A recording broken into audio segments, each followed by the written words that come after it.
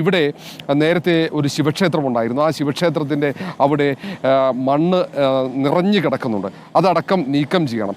ഒപ്പം ഇവിടെ കൂടുതൽ വെള്ളം ഒഴുകി പോകാൻ വേണ്ടി നീർച്ചാലിന് കുറച്ചുകൂടെ വെള്ളം തടഞ്ഞു നിൽക്കുന്ന ഭാഗങ്ങൾ ഒന്നുകൂടെ ക്ലിയർ ചെയ്യും. ഈ ദൃശ്യങ്ങൾ കാണുന്നതാണ് ശിവക്ഷേത്രം. ഇവിടെ ഒരു ശിവക്ഷേത്രം ഉണ്ടെന്ന് അതിൻ്റെ ഒരു ശേഷിപ്പ് മാത്രമാണ് ഈ തറകൾ. അവിടെ അതിൻ്റെ ഫൗണ്ടേഷൻ മാത്രമാണ് ഇപ്പോൾ ഉള്ളത്. അവിടെ 5 കെട്ടിടങ്ങളുണ്ടായിരുന്നു. ക്ഷേത്രത്തിൻ്റെ 5 കെട്ടിടങ്ങൾ. ആ 5 കെട്ടിടങ്ങളും ഈ വെള്ളക്കുത്തിൽ ഒലിച്ചുപോയി.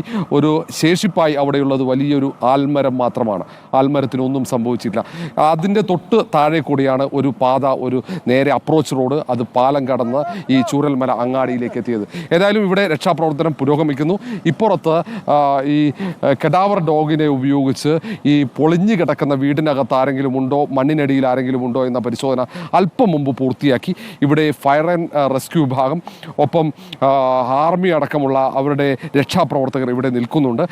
ഇന്ന് കൂടുതലായും യന്ത്രങ്ങൾ ഉപയോഗിച്ചുള്ള തെരച്ചിലാണ് നടക്കുന്നത്. അവിടെ ഏതെങ്കിലും തരത്തിൽ ഒരു മനുഷ്യ സാന്നിധ്യം ഉണ്ടെങ്കിലാണ് ഇവരെ ഫയർ ആൻഡ് റെസ്ക്യൂ അടക്കമുള്ള NDRF അടക്കമുള്ള ഇന്ത്യൻ നേവിയുടെ സംഘത്തെയും അവിടെ നമുക്ക് ദൃശ്യങ്ങൾ കാണാം. അവരെ ഉപയോഗിച്ചുള്ള തെരച്ചിൽ നടക്കും. ഏതായാലും നിലവിൽ മുഴുവൻ ഭാഗങ്ങളിലും തെരച്ചിൽ പൂർത്തിയാക്കി കഴിഞ്ഞാലാണ് രക്ഷാപ്രവർത്തനം അവസാനിക്കുക. അതാണ് നടപടിക്രമം.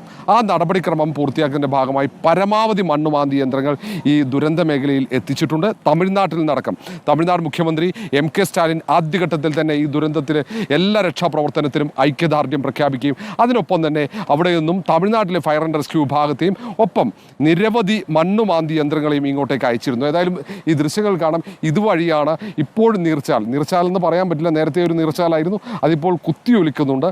മുകളിൽ നിന്നും നേരത്തെ പ്രസാദ് സൂചിപ്പിച്ച പോലെ അവിടെ ഈ മണ്ണ് ചെളിയൊക്കെ ഇതിലേക്ക് വാഷ് ചെയ്ത് വിടുന്നതുകൊണ്ടാണ് ഇതിന് കൂടുതൽ കടും നിറം വന്നിരിക്കുന്നത്. ഇതിലെ ഈ ദൃശ്യങ്ങൾ കാണുന്ന ഈ വെള്ള കുത്തൊഴുക്ക് അത് നേരെ മറ്റൊരിടത്ത് പോയി അവിടെ ഇടിച്ച് അവിടെ നിന്നും ചെറുതായി അങ്ങോട്ടേക്ക് തിരിയുന്നു. ഇടത് ഭാഗത്തേക്ക് തിരിഞ്ഞ് അങ്ങോട്ട് പോകുന്നു. ആ ഇടത് ഭാഗത്ത് തിരിയുന്ന ദൃശ്യങ്ങൾ നമുക്ക് കാണാൻ കഴിയില്ല.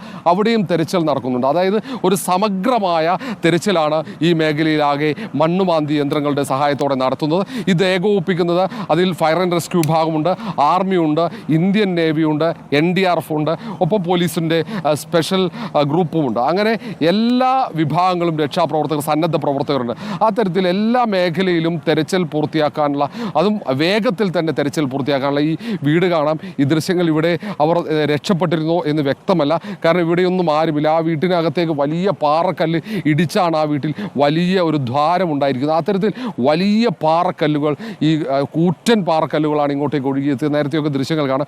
ബെയിലി പാലത്തിൻ്റെ അപ്പുറത്തും ഈ മാതൃകയിൽ തന്നെ മണ്ണ് നീക്കുന്നുണ്ട്. ഏതായാലും ഇവിടെ പൊളിഞ്ഞു കിടക്കുന്ന വീടുകൾ അത് പൂർണ്ണമായും പൊളിച്ചു മാറ്റി അതിനകത്ത്, അല്ലെങ്കിൽ ആ കോൺക്രീറ്റിന് അകത്തൊക്കെ ആരെങ്കിലും കുടുങ്ങി നിൽക്കുന്നുണ്ടോ എന്നടക്കമുള്ള പരിശോധന നടക്കും.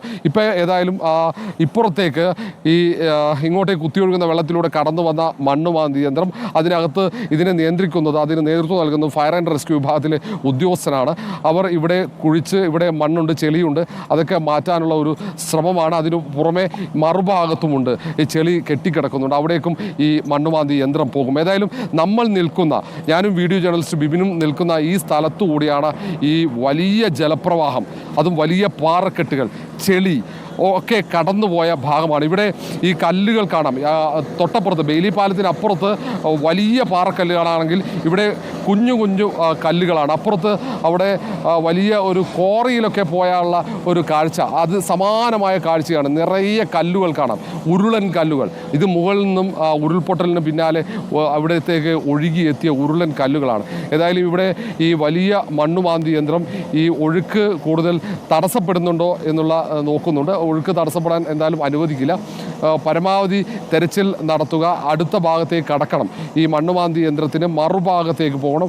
ആ മറുഭാഗത്ത് ഈ തെരച്ചിൽ നടത്തണം. അതിനുവേണ്ടി വീണ്ടും മറുകരയിലേക്ക് പോകാനുള്ള ഒരു ശ്രമമാണ്. അവിടെയുള്ള താഴ്ച ആദ്യം കൈ ഉപയോഗിച്ച് പരിശോധിക്കുന്നു. പിന്നാലെ മറുകരയിലേക്ക് ഈ വലിയ മണ്ണുമാന്തി യന്ത്രം കടന്നു പോവുകയാണ്. ശരി റോഷിപാൽ, ഒരേ സമയം പുഴയിലും കരയിലുമുള്ള തിരച്ചിലിന്റെ വിവരങ്ങളാണ് ചൂരൽമലയിൽ നിന്ന് റോഷിപാൽ നൽകിക്കൊണ്ടിരിക്കുന്നത്.